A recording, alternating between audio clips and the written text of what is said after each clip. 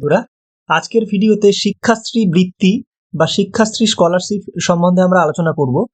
এই যে স্কলারশিপটা, এটা কিন্তু ক্লাস 5 থেকে ক্লাস 8 পর্যন্ত যে সকল ছাত্রছাত্রী আমাদের ওয়েস্ট বেঙ্গল বোর্ডের রয়েছে, তারা সবাই এই স্কলারশিপ বা বৃত্তিটা পেয়ে থাকো। এই স্কলারশিপটা কিন্তু স্কুল লগ ইন থেকে গিয়ে করতে হয়। তো তোমরা যে স্কুলে পড়ো বা যে বিদ্যালয়ে পড়ছো, সেখানে তোমাদের ক্লাস টিচারের সাথে যোগাযোগ করবে, করে যে শিক্ষাশ্রী প্রকল্প যদি তোমাদের স্কুলে না হয়ে থাকে বা তোমাদের স্যার ম্যাডামরা যদি না করিয়ে থাকেন, তো সেখানে গিয়ে তোমরা কথা বলতে পারো। শিক্ষাশ্রী প্রকল্পটা কিন্তু শুধুমাত্র এসসি, এসটি এবং ওবিসিদের জন্য। জেনারেল কাস্ট যেসব ভাই বোনেরা রয়েছে তাদের জন্য কিন্তু এই প্রকল্প নয়, এটা এসসি, এসটি এবং ওবিসিদের জন্য। তো ক্লাস 5 থেকে 8 পর্যন্ত যে সকল ভাই বোনেরা রয়েছে, তারা অবশ্যই এই প্রকল্পটা সম্বন্ধে তোমাদের স্কুলে জানাও যদি তোমরা না পেয়ে থাকো। এবার এই শিক্ষাশ্রী প্রকল্পটা কিন্তু তোমাদের একদমই স্কুল লগ ইন থেকে লগ ইন করে তোমাদের মানে যে অ্যাপ্লিকেশনটা সেটা কমপ্লিট করা হবে। তো তার জন্য স্কুল লগ ইনে যাওয়ার জন্য আমাদেরকে গুগল ক্রোমে আসার পর এখানে আমাদের শিক্ষাশ্রী বলে সার্চ করে নিতে হবে। তো শিক্ষাশ্রী বলে যদি সার্চ করে নেওয়া হয়, শিক্ষাশ্রী বলে সার্চ করে নিলে এখানে কিন্তু প্রথম যে ওয়েবসাইটটা চলে আসবে, একটা আনসিকিউর্ড ওয়েবসাইট, যেটা শিক্ষাশ্রী ইউজার লগ ইন। এটা থেকেই কিন্তু অফিসিয়াল ভাবে আমাদের যে অ্যাপ্লিকেশন প্রসেসটা বা স্কুল লগ ইনটা সেটা কিন্তু করে নেওয়া হয়। এখানে দুটো টোটাল লগ ইন থাকে। তো এখানে যদি ক্লিক করে নিই আমরা, এখানে ইউজার টাইপ দেখতে পাবো। Block level, state level, district level, মানে যে ভেরিফিকেশন প্রসেসগুলো হয় সেগুলো এই প্রসেস মানে এগুলো থ্রু আর কি হয়ে থাকে। তো সেই কারণে এগুলো দেয়া আছে। তো আমরা স্কুল লগ ইন করবো, তো স্কুল লেভেলে আমরা ক্লিক করে নেবো। দেন ডিস্ট্রিক্ট, কোন ডিস্ট্রিক্টে তোমার স্কুল রয়েছে বা যে স্কুলটা লগ ইন করতে চাইছি সেই স্কুলটা কোন ডিস্ট্রিক্টের আন্ডারে রয়েছে সেটা সিলেক্ট করতে হবে। দেন সাব ডিভিশন সিলেক্ট করতে হবে।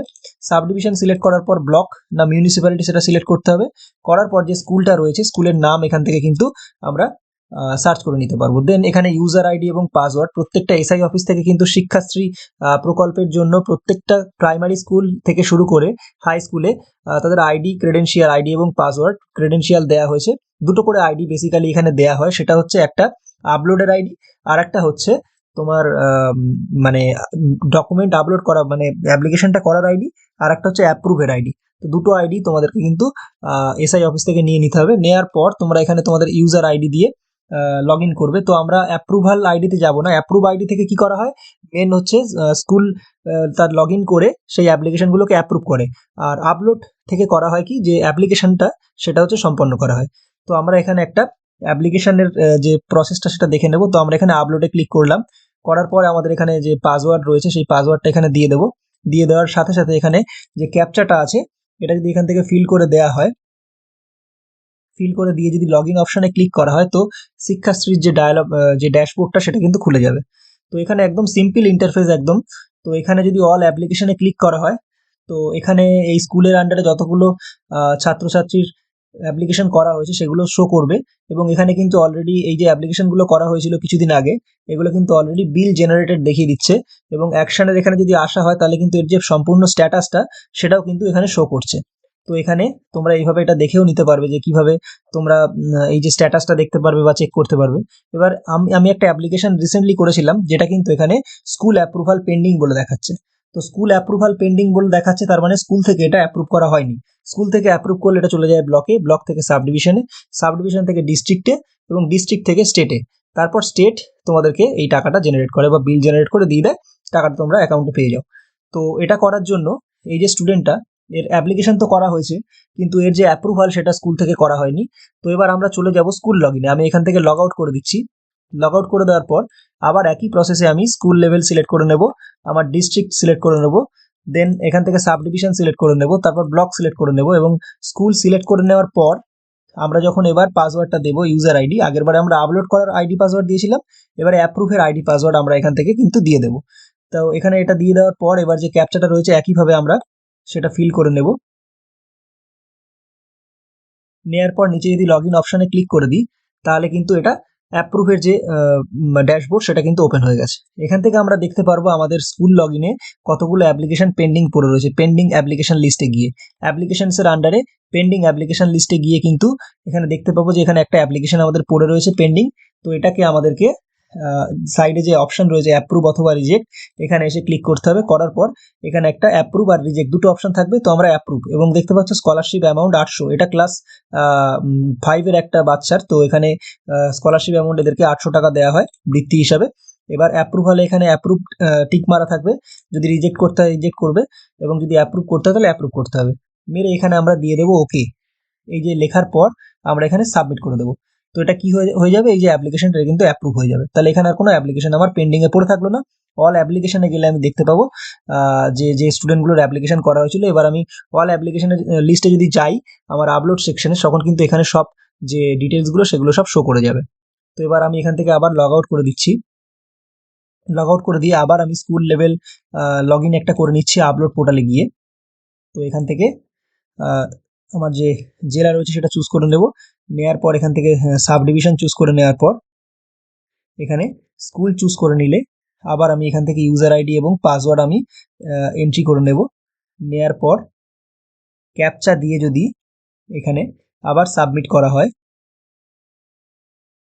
এবং লগ ইন করা হয়, তাহলে কিন্তু শিক্ষাশ্রী পোর্টাল খুলে যাবে এবং অল অ্যাপ্লিকেশন লিস্টে গিয়ে আমরা দেখতে পাবো এই যে অ্যাপ্লিকেশনটা কিন্তু ব্লক অ্যাপ্রুভাল পেন্ডিং দেখাচ্ছে, যেটা আমাদেরকে একটু আগে স্কুল অ্যাপ্রুভাল পেন্ডিং দেখাচ্ছিল, সেটা এখন কিন্তু ব্লকে চলে গেছে। এবার ব্লক থেকে ওটা অ্যাপ্রুভাল দিয়ে মানে এসআই অফিস থেকে অ্যাপ্রুভাল দিয়ে কিন্তু ওটাকে এসডিওতে বা ডিস্ট্রিক্টে পাঠিয়ে দেওয়া হবে। তো এইভাবে কিন্তু আমরা অ্যাপ্লিকেশন করতে পারবো। আর নতুন অ্যাপ্লিকেশন করার জন্য এখানে দুটো অপশন আছে, একটা রিনিউয়াল অ্যাপ্লিকেশন, একটা রিফ্রেশ অ্যাপ্লিকেশন। তো আমরা নতুন অ্যাপ্লিকেশন করার জন্য কিন্তু রিফ্রেশ অ্যাপ্লিকেশনে ক্লিক করব। করার পর দেখবে এরকম একটা বক্স আমাদের সামনে আসবে। এই বক্সে কিন্তু তোমরা ফর্ম ফিল আপ করতে যাবে না, তোমাদের বারবার কিন্তু ক্যান্সেল হয়ে যাবে। তো এক্ষেত্রে আমরা ক্লোজ করে নিয়ে একটা টোটাল বড় উইন্ডো এখানে ওপেন হবে। আবার আমরা রিফ্রেশ অপশনে ক্লিক করব। 2-3 বার এরকম ট্রাই করতে করতে কিন্তু এটা চলে আসে, এটা সার্ভার গ্লিচ হয়ে আছে এখানে। তো আবার এখানে অল অ্যাপ্লিকেশন লিস্টে আসার পর আমরা যদি রিফ্রেশ অ্যাপ্লিকেশন করি, আবার সেম দেখাচ্ছে। তো এরকম 2-1 বার আমরা করতে থাকি, তাহলে কিন্তু টোটাল যে এবার চলে এসেছে। দেখুন এখানে টোটাল ফিল করার কি অপশন রয়েছে, স্টুডেন্ট কোড, এটা কিন্তু ম্যান্ডেটরি, যেটা বাংলার শিক্ষা আইডি বলা হয়, সেটা প্রত্যেকটা স্কুলের প্রত্যেকটা বাচ্চার থাকে। দেন অ্যাড্রেস, তারপর ডিস্ট্রিক্ট, তার যে ডিস্ট্রিক্ট রয়েছে সেটা এখান থেকে চুজ করে নিতে হবে। তারপর সাব ডিভিশন, তারপর ব্লক, দেন পোস্ট অফিস এবং পিনকোড, এবং যে ছাত্রটি আপনারা অ্যাপ্লিকেশন করছেন তার জেন্ডার কি আছে, অ্যাপ্লিক্যান্ট ক্যাটাগরি, এখানে কিন্তু কাস্ট, ওবিসি না স্ট্রাইপ সেটা দিতে হবে। যদি কাস্ট হয় তার মানে শিডিউল্ড কাস্ট মানে এসসি, ওবিসি তো জানেনই, আর শিডিউল্ড ট্রাইব মানে এসটি, এটা এখান থেকে আমরা চুজ করে নেবেন যেটা ওই ছাত্রের জন্য বৈধ হবে। দেন এখান থেকে কাস্ট সার্টিফিকেট নাম্বারটা দিয়ে দেবেন যদি তার থাকে, এবং তার ফ্যামিলিতে যদি বাবা বা মায়ের কাস্ট সার্টিফিকেট হয়ে থাকে কিন্তু ছেলের বা বাচ্চার যদি কাস্ট সার্টিফিকেট না থাকে, তো সেক্ষেত্রে আপনারা ওটাকে ব্ল্যাঙ্ক করে রেখে দিতে পারেন, কাস্ট বা মানে শিডিউল কাস্ট অথবা শিডিউল ট্রাইব সিলেক্ট করে, যদি তার বাবা মার এসসি সার্টিফিকেট থেকে থাকে, বাবার যদি থেকে থাকে বিশেষত। দেন এখান থেকে যদি এসসি সার্টিফিকেট থেকে থাকে তার ডেট, মানে কত সালে কত ডেটে এটা ইস্যু হয়েছে সেটা এখান থেকে দিয়ে দেওয়া যাবে। এরপর ইস্যুইং অথরিটি, যে ডিস্ট্রিক্ট থেকে ইস্যু হয়েছে সেটা এবং কোন সাব ডিভিশন থেকে ইস্যু হয়েছে সেটা দিয়ে দেওয়ার পর এখানে অ্যানুয়াল ইনকাম, ওই ছাত্রের পরিবারের অ্যানুয়াল ইনকাম, ছাত্রের আধার কার্ড নাম্বার, ছাত্রের আধার কার্ডের সাথে তার ব্যাংকের বই লিঙ্ক আছে কিনা সেটা, ইয়েস এবং নো দুটো অপশন পাবেন, এটা ইয়েস করবেন। দেন ভ্যালিড মোবাইল নাম্বার দিয়ে দিতে হবে এখানে একটা। এরপর year of last class passing, এটা 2023 পর্যন্তই থাকবে যেহেতু 24 সালে অ্যাপ্লিকেশন করা হচ্ছে। এরপর পার্সেন্টেজ অফ অ্যাটেন্ডেন্স, তো এটা পার্সেন্টেজ অফ অ্যাটেন্ডেন্সটা কিন্তু 75-70%-এর উপরে দিয়ে দেওয়ার চেষ্টা করবেন। দেন ব্যাংক নেম এখান থেকে সিলেক্ট করে নেবেন। এরপর আইএফএসসি কোড এবং অ্যাকাউন্ট নাম্বারটা রিটাইপ করলে আর ক্যাপচা দিয়ে নেক্সট করলে কিন্তু এই অ্যাপ্লিকেশনটা সাকসেসফুলি সাবমিট হয়ে যাবে স্কুল পোর্টালে। নমস্কার। তো যদি ভিডিওটি ভালো লেগে থাকে সবাইকে অবশ্যই ভিডিওটি লাইক এবং শেয়ার করতে ভুলবেন না, এবং এরকম ভিডিও আরও পাওয়ার জন্য চ্যানেলটিকে অবশ্যই সাবস্ক্রাইব করবেন।